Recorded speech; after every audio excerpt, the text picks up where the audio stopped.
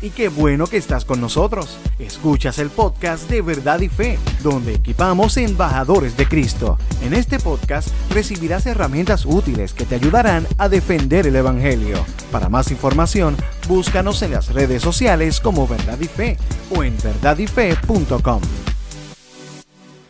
Pues miren, yo no sé cuán a menudo usted piensa o reflexiona sobre esos datos de la imposibilidad que teníamos de tener una relación con el Señor, de que Dios lo hizo y que hubo un glorioso día.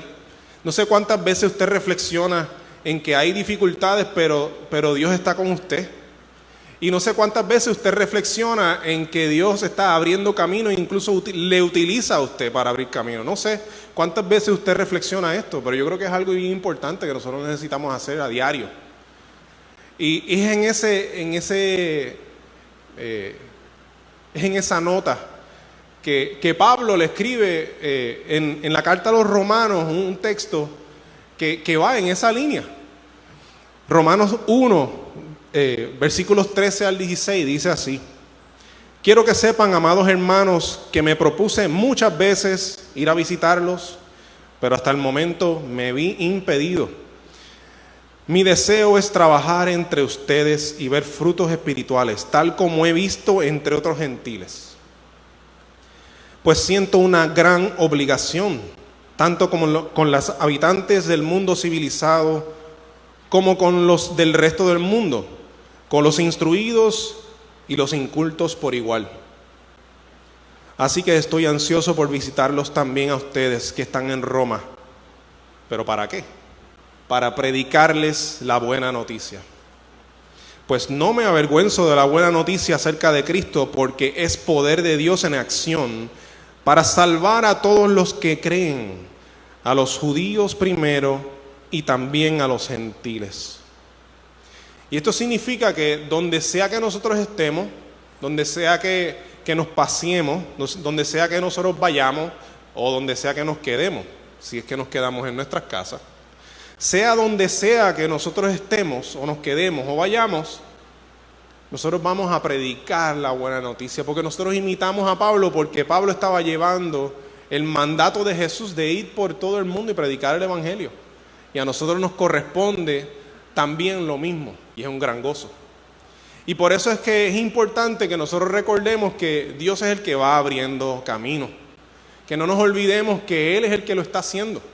Él nos utiliza a nosotros, no somos nosotros que lo hacemos, y eso es un gran privilegio. Y es con esa encomienda que entonces nosotros vamos a nuestros familiares, a nuestros amigos, e insistimos con la palabra de Dios. Pero hay algo bien curioso que sucede cuando nosotros insistimos con la palabra de Dios a nuestros amigos y familiares que aún no le conocen, y es que se tropiezan con las Escrituras y como que no pueden recibirlas.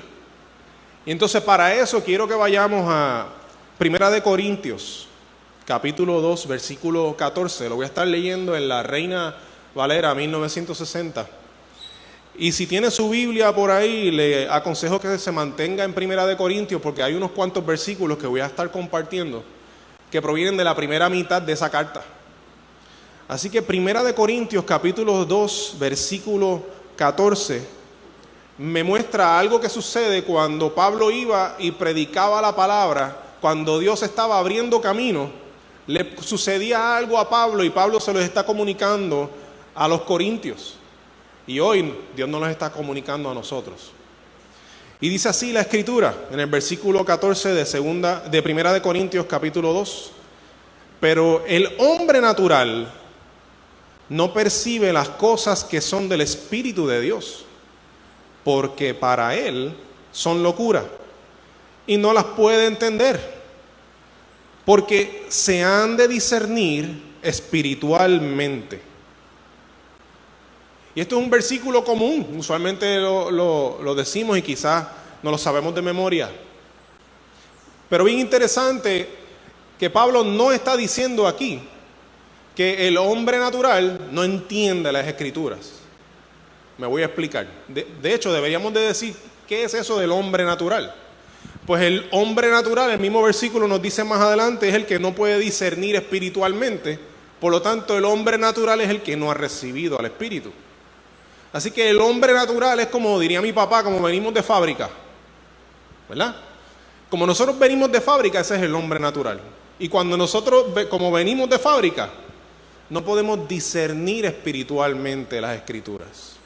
Y eso va a significar que lo que encontramos en la Biblia, lo que nos predican, lo que nos dicen a nosotros, lo que insisten otros a nosotros cuando somos hombre natural, nos parece locura. No lo podemos asimilar, porque lo comparamos con nuestras ideas y decimos, pero es que yo tengo mejores ideas que esas que están ahí. Yo tengo una mejor sabiduría que eso que está ahí. Y en ese sentido es locura, por eso es que no lo pueden recibir, no es que no lo entiendan.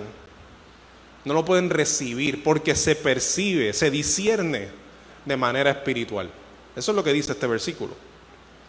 Y en ese sentido nosotros vemos que el mundo que tenemos alrededor se va como que alejando cada vez más de los valores que nosotros nos aferramos, de los valores cristianos. Cada vez más el mundo se va hacia lo secular, se aleja de los principios y valores cristianos. Y no nos debe sorprender, porque no se lo pueden discernir espiritualmente. Hubo algo en ese glorioso día que Dios hizo con nosotros. No sé si usted sabe que cuando Dios le rescató a usted, cuando me rescató a mí, ahora me permite ver el tesoro que es Cristo Jesús. Ahora yo puedo ver el valor que tiene Jesús y yo me puedo hallar enamorado de mi Señor. Porque fue algo que Dios despertó en mí. Pero previo a eso, las Escrituras eran una locura para mí. ¿Ustedes se acuerdan de eso? De cuando las Escrituras para usted eran una locura. Hubo una iniciativa de parte de Dios que Él hizo con cada uno de nosotros, o que hace con cada uno de nosotros, para que nosotros le podamos atesorar como lo que Él es, el Dios que creó y reina el universo. Dios toma esa iniciativa y nos cautiva nuestro corazón para que entonces podamos discernir espiritualmente. Si hemos recibido a nuestro Señor, ya nosotros no somos ese hombre natural que está ahí. Ahora nosotros somos el hombre o la mujer espiritual. Dios hizo algo con nosotros. Y eso significa que cuando nosotros vamos a hablar, a dialogar con alguien que todavía no es un creyente, cuando dialogamos con el familiar, con el amigo no creyente, no debemos de esperar que abracen nuestros valores como nosotros los abrazamos, porque ellos aún no son hombre, mujer espiritual. Y hay un principio que está en la Escritura que me parece que nosotros necesitamos abrazarlo en el momento en que podamos compartir con esos amigos y familiares. Porque recordemos que si el consejo de Dios les parece una locura, es como si usted le tiene miedo a las alturas y le dicen que se tire de un avión con un paracaídas. Para usted eso es locura. Eso es de loco. Yo no me voy a tirar de un avión, ¿verdad que no? Eso es locura. Pues eso precisamente es lo que la gente ve en las Escrituras, que es eso de que yo tengo que soltar la rienda y permitir que Jesús sea el que controle mi vida. Eso es una locura. Y entonces es en eso que el Señor va abriendo camino. Es en eso en que Dios va abriendo camino con nosotros, usándonos a nosotros. Pero hay un principio bíblico que lo encontramos en 1 Corintios capítulo 5, versículo 12, que necesitamos abrazarlo y no olvidarlo. Y la Escritura en 1 Corintios capítulo 5, versículo 12 dice: no es mi deber juzgar a los de afuera, pero sí es responsabilidad de ustedes juzgar a los que son de la iglesia y están en pecado. No es mi deber juzgar a los de afuera. Eso es bien importante, porque yo no puedo pretender que alguien se comporte como un cristiano si no es un cristiano. Yo no puedo pretender que alguien diga o hable, vea lo que se supone que vea y no vea lo que no se supone que vea, o se comporte de cierta manera como yo espero que sea, como la Biblia me enseña, si ellos ni tan siquiera consideran la Biblia como autoridad. ¿Cierto? No es mi deber juzgar a los de afuera, pero sí es responsabilidad de ustedes juzgar a los que son de la iglesia y están en pecado. Y esa segunda parte constituye el discipulado, ¿verdad? Juzgar a los de adentro. ¿Por qué? Porque se les disipula, porque se les muestra el camino, se les muestra el error para que se corrija, para que el Espíritu Santo sea trabajando en ellos, para que se enderecen, para que caminen por el camino que Dios abrió. Así que no es mi deber juzgar a los de afuera, no es mi deber pensar que los de afuera deben pensar igual que yo. Recientemente se ha estado dando una ideología que es como un pulpo y tiene muchos tentáculos y los tentáculos se meten en diferentes ideologías. O sea que es una ideología que está por encima de las otras ideologías y toca diferentes ideologías. Y se llama la teoría crítica, y probablemente ese nombre usted ni lo había escuchado antes, porque no es algo que se identifica usualmente. Simplemente de repente tú ves esta ideología frente a frente y no sabes ni cómo se llama ni qué es, pues el nombre que le han puesto es la teoría crítica. Y esta teoría crítica, como les dije, es como un pulpo que toca diferentes ideologías que el mundo, nuestros amigos y familiares que aún son ese hombre natural, están inmersos ahí. Y cuidado porque quizás usted también se esté alimentando de ahí y no se da cuenta. Puede pasar. Y si ese es el caso y hoy es el momento en que Dios le va a decir a usted que tiene que salirse de ahí, pues gloria a Dios. Y entonces esta teoría crítica que proviene del marxismo, sale del marxismo y donde habla de lo que es los oprimidos y los opresores, está tocando diferentes ideologías. Por ejemplo, se ve en el feminismo, se ve cuando el hombre es opresor porque nació hombre. Naciste hombre, eres opresor. Se ve en el racismo, en las etnias, cuando el blanco es opresor porque nació blanco. No importa lo que haga, no importa cómo se comporte, ni las cosas que abrace, eres blanco, eres opresor. Y se da peor aún si tú eres cristiano.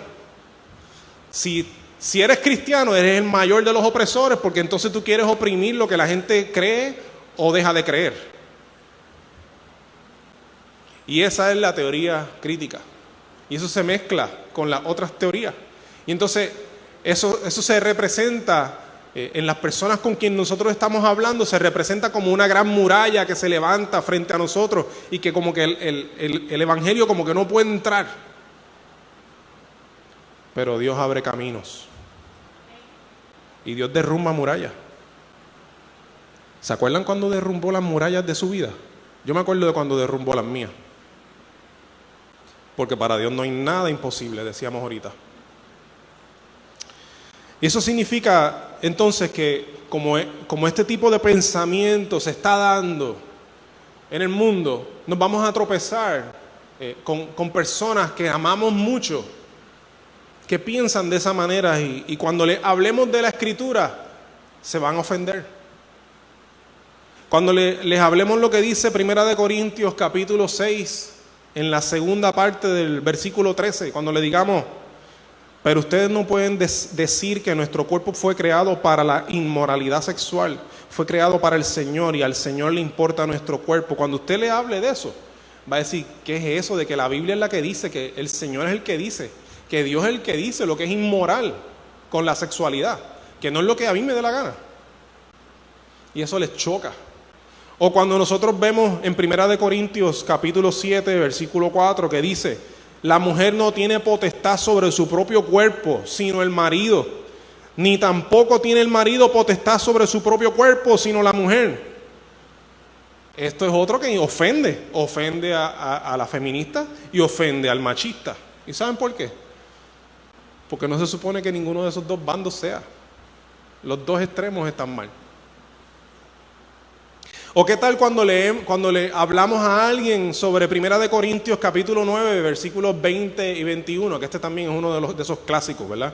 Que a lo mejor usted se sabe de memoria, que dice: cuando estaba con los judíos vivía como un judío para llevar a los judíos a Cristo. Cuando estaba con los que siguen la ley judía, yo también vivía bajo esa ley. A pesar de que no estoy sujeto a la ley, me sujetaba a ella para poder llevar a Cristo a los que están bajo la ley. Cuando estoy con los gentiles, quienes no siguen la ley judía, yo también vivo independiente de esa ley para poder llevarlos a Cristo. Pero no ignoro la ley de Dios, obedezco la ley de Cristo. Y esto puede ser que le choque a alguien porque tú estás decidiendo someterte a una etnia. ¿Qué es eso? Pero no se supone que entonces que una etnia hay que protegerla. No, es que delante de los ojos de Dios todos son iguales. Y todos necesitan a Cristo. Y como todos necesitan a Cristo, nosotros nos hacemos como cualquiera, porque el propósito es mostrarle a Cristo. Eso es lo importante. Y eso choca. Pero para nosotros no choca. Para nosotros que hemos podido tener el privilegio de ser llamados hijos de Dios, que Dios nos dio ese derecho, nosotros podemos ver que esto es una gran verdad. Y eso significa que nosotros no debemos esperar que cuando hablamos con alguien piensen como nosotros, si no conocen al Señor. Pero entonces, ¿cómo lo hacemos? ¿Cómo tomamos ventaja de ese camino que el Señor está abriendo? Porque el Señor está abriendo camino.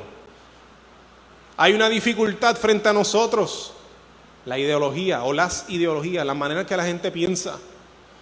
Esa es la gran dificultad, está frente a nosotros, pero Dios está abriendo camino. ¿Y cómo lo hacía Jesús? Marcos capítulo 4, versículos 24 al 25. Marcos capítulo 4, del 24 al 25 nos da la estrategia pedagógica de Jesús. Nos muestra cómo era que Jesús lo hacía. Y es el consejo de Jesús de cómo hacerlo. Marcos 4, 24 al 25, lo voy a leer en la Nueva Traducción Viviente, dice así. Luego agregó: presten mucha atención a lo que oyen. Cuanto más atentamente escuchen, tanto más entendimiento les será dado, y se les dará aún más. A los que escuchan mis enseñanzas se les dará más entendimiento, pero a los que no escuchan se les quitará aún lo poco que entiendan. Y fíjense entonces que Jesús presenta una estrategia pedagógica que se llama insistir. Nosotros necesitamos insistir. No nos podemos rendir.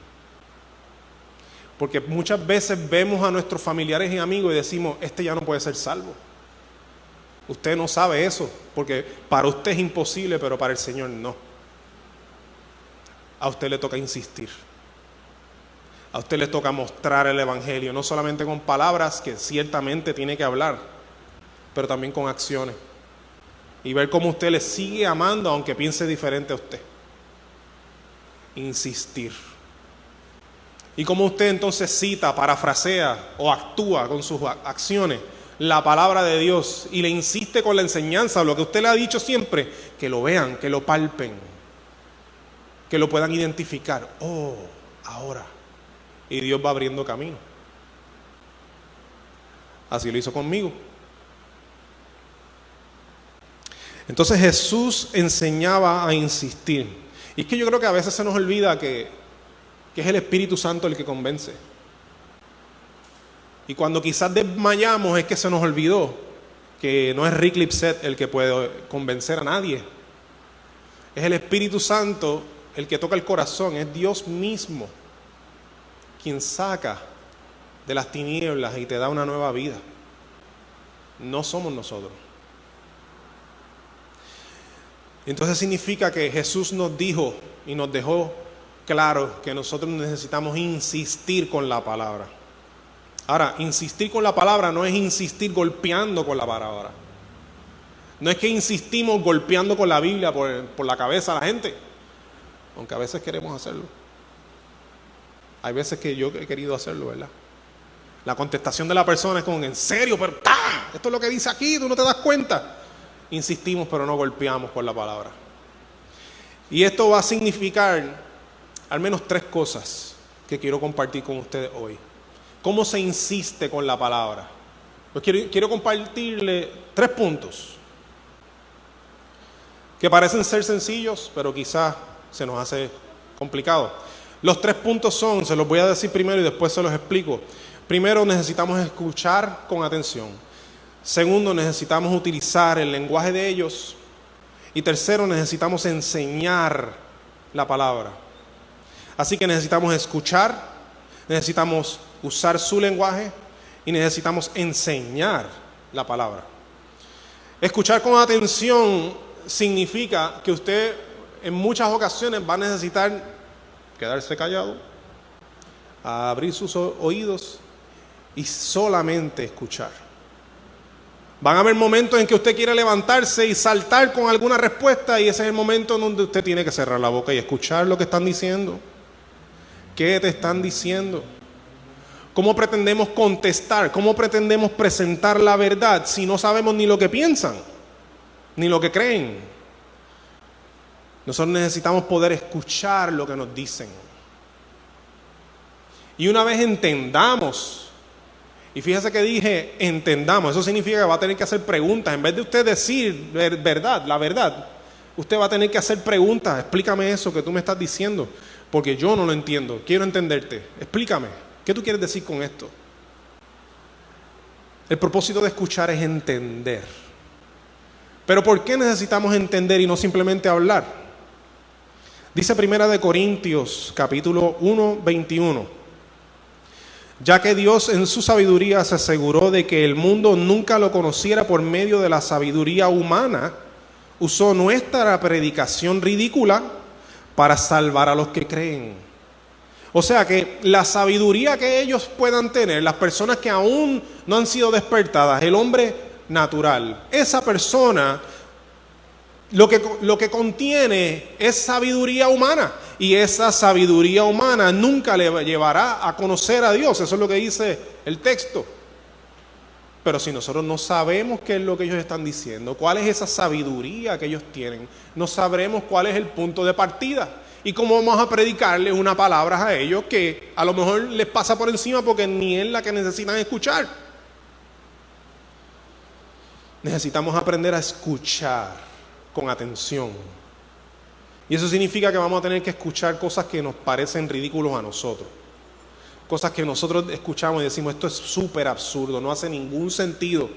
Escuche, preste atención, no desmaye. ¿O acaso una conversación no se trata de eso? Imagínese usted entonces tratar de convencer a alguien, evangelizar a alguien, pero nunca le deja hablar. ¿No es como con una falta de respeto? Necesitamos poder escuchar lo que nos dicen. El segundo punto, usar un lenguaje que ellos entiendan. Esto es bien importante, porque nosotros estamos acostumbrados a hablar el lenguaje de la iglesia. Yo no sé cómo se le diría en español, pero en inglés le dicen el Christianese. Es como si hubiese, en vez de Chinese, Christianese. O sea, nosotros tenemos un lenguaje que nosotros hablamos y entre nosotros nos entendemos perfecto, pero si vamos a la calle y le hablamos a alguien, ¿qué? Hay que llevarles un diccionario bíblico para que nos entiendan. No nos pueden comprender. Pero eso no es solamente lo que significa usar un lenguaje que ellos entiendan. Necesitamos ciertamente hablar como ellos hablan. No, ¿verdad? Obviamente hay cosas que no vamos a poder decir. Eso usted descártelo, ¿verdad? No vamos a hablar como ellos hablan en el sentido de hablar malo. Eso no es lo que estoy diciendo. Pero sí utilizar un lenguaje coloquial que ellos puedan entender, bien práctico. Este es un consejo bien práctico, pero hay incluso algo más. Aparte de escucharle y de saber lo que ellos creen, significa, que ese fue el primer punto, que nosotros vamos a saber cómo ellos hablan, lo que ellos piensan, de dónde sale su filosofía, de dónde sale lo que ellos creen, y eso va a significar que necesitamos muchas veces ver algunas de las cosas que ellos ven, escuchar algunas de las cosas que ellos escuchan. Y no se me horrorice, yo una vez prediqué en Yabucoa y utilicé a Bad Bunny en parte de mi predicación. Estamos bien, la canción de Estamos Bien la puse incluso, la escucharon todo el mundo.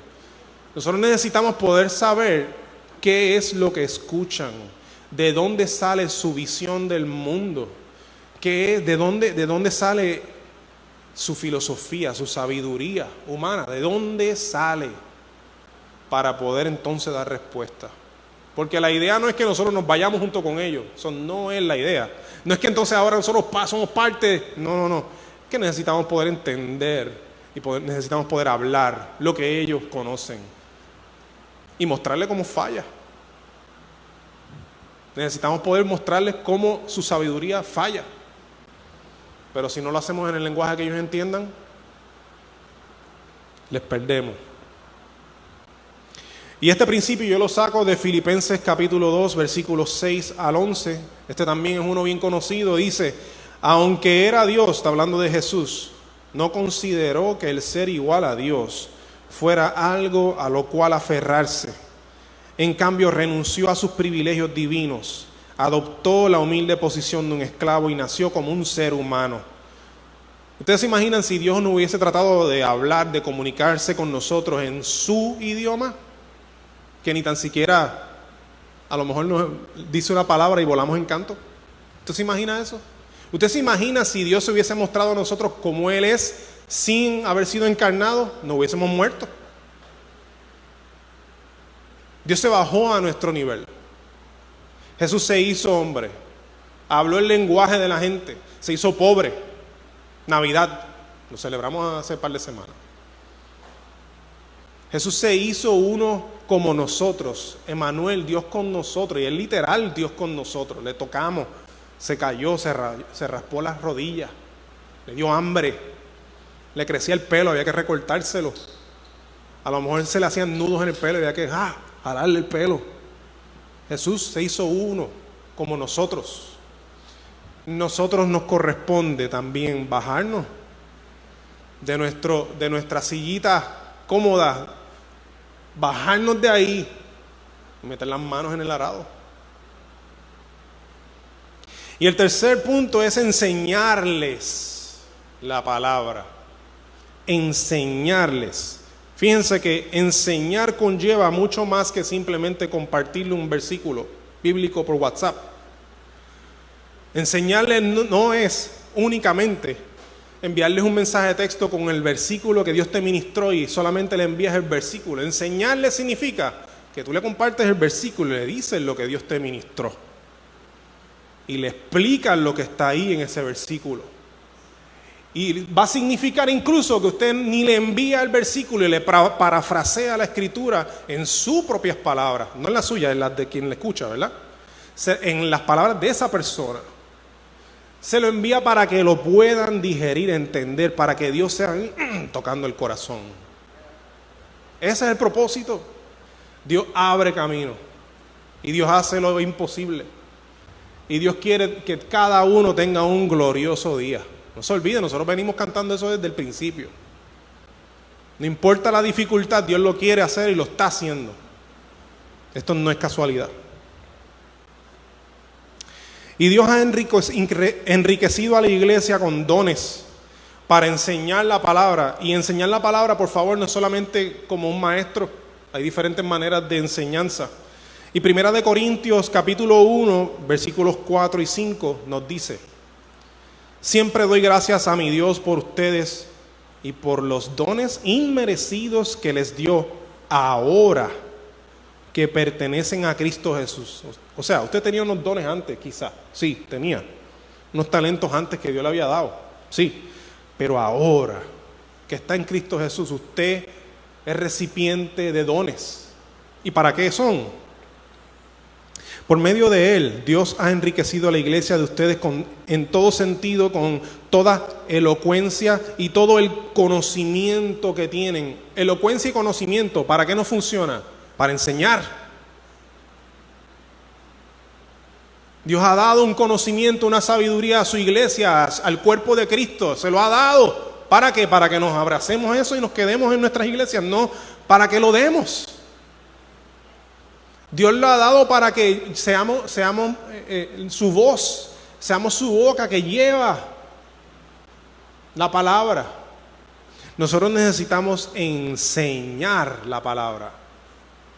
Y entonces imagínense usted siendo un maestro que dice una cosa pero hace otra diferente. ¿No le parece solo a lo que les pasaba a los fariseos? Y que Jesús decía, hagan todo lo que ellos dicen, pero no lo que ellos hacen. No caiga en eso usted también. Rick, no caigas tú en eso. Yo primero. No, tú no caigas en eso. Nosotros necesitamos poner en práctica lo que enseñamos. Si decimos algo, asegúrese de que usted esté en ese proceso también. Si usted le predica algo a alguien, asegúrese que usted o ya lo completó y usted lo logró, o está en medio de ese proceso y tiene el corazón dispuesto a hacerlo. No le predique a alguien que rinda su vida a Jesús si usted no le ha rendido su vida aún. Se enseña con palabras, pero definitivamente con acciones.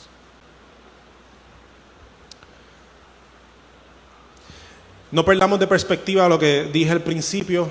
No juzgamos a los de afuera como si fueran los de adentro. Esto va a significar que de primera van a estar lo más seguro reacios a la palabra.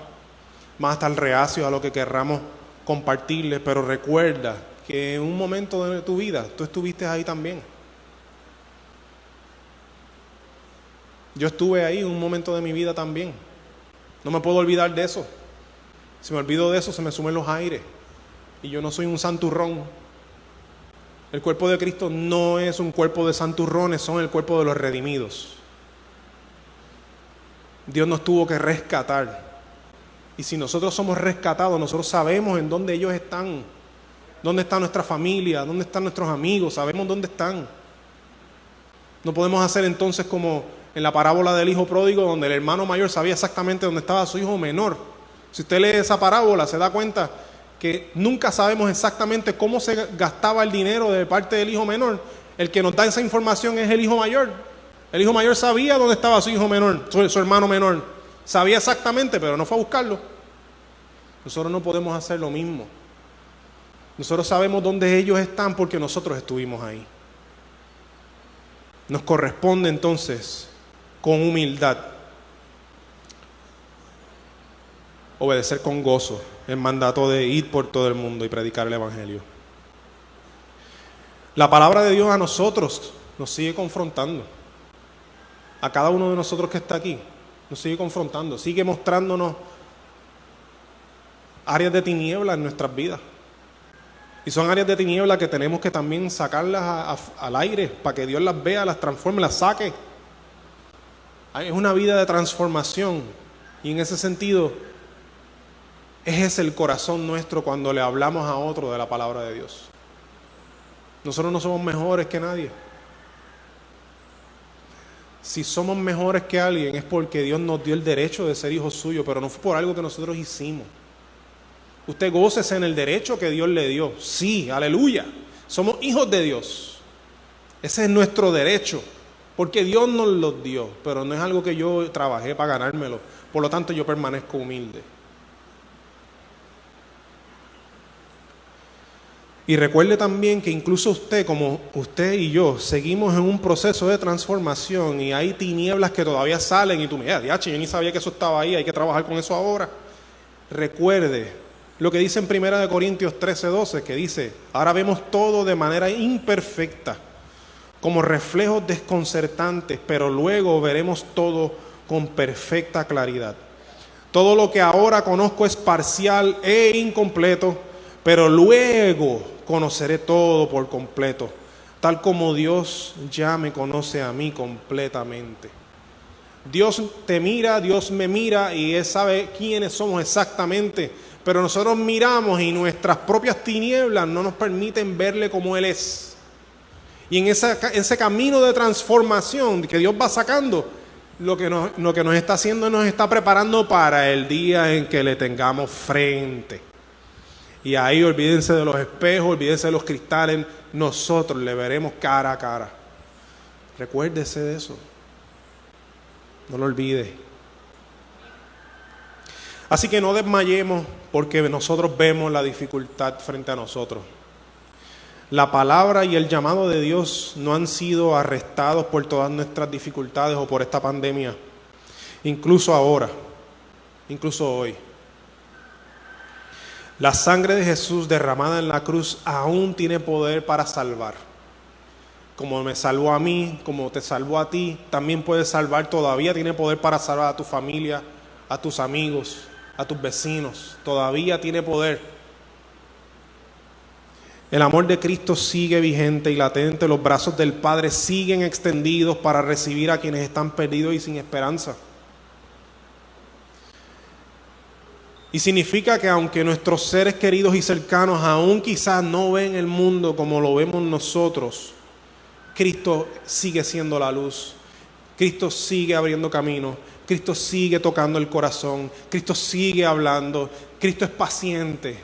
Él continúa. Él insiste. Si nos mandó a nosotros a insistir es porque Él insiste. Él no lo dice una vez y se quitó. Él sigue y sigue hablando. Y sigue usándote a ti, y sigue usándote a un hermanito tuyo, mío, una hermanita, sigue usando el vecino, sigue usando las situaciones, sigue usando las dificultades. Dios es soberano y sigue insistiendo para que le conozcamos. No pierda las esperanzas con sus familiares, amigos, conocidos, no pierda las esperanzas con usted. Si hay un proceso de transformación que se ha hecho bien largo y difícil, no pierda las esperanzas. Dios sigue trabajando y abriendo camino en usted.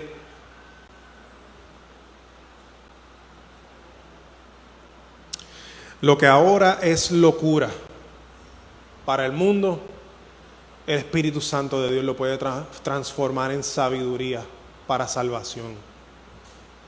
Esta es la oferta del Evangelio. Esta es la oferta del reino que Jesús vino a traer.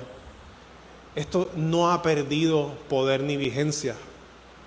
Así que cuando a usted le corresponda predicarle a un amigo familiar, hágalo con gran gozo. Recuerde que Dios le está usando a usted. Le está usando a usted para llevar su palabra, porque en ese momento usted es el representante de Jesús. Usted es el embajador de Cristo. Y usted como embajador, dice la Escritura, usted le ruega al mundo a que regrese a Dios. Le ruega. No es con prepotencia. El rogar es de rodillas. Por favor, ven donde Dios. Es con amor. Somos embajadores del amor de Dios. Así que esta mañana yo quiero invitarte a que si tú, lo que yo he compartido, tú estás de acuerdo con ello y sabes que necesitas tomar una decisión de salirte, a lo mejor de tu comodidad, o salirte de algún estancamiento donde antes compartías la palabra pero ya como que no, o quizás salirte de que, pero es que estamos en una pandemia, no importa si estamos en una pandemia. Si hoy tú has sido convencido por el Espíritu Santo, no por mí, si el Espíritu Santo ha hablado a tu corazón y te ha movido a saber que todavía Él abre camino y te quiere usar a ti, y que tú quieres ponerte en las manos de Dios para escuchar, para hablar en su lenguaje y para enseñar la palabra de Dios, te voy a invitar a que te pongas de pie conmigo. Vamos a orar por eso. ¿Qué te pareció el tema de hoy? Déjanos tu comentario o pregunta en nuestra página de Facebook Verdad y Fe. Oramos para que este podcast sirva para darte herramientas útiles que te ayudarán a defender el Evangelio. Para más información, búscanos en las redes sociales como Verdad y Fe o en verdadyfe.com. Gracias por estar con nosotros.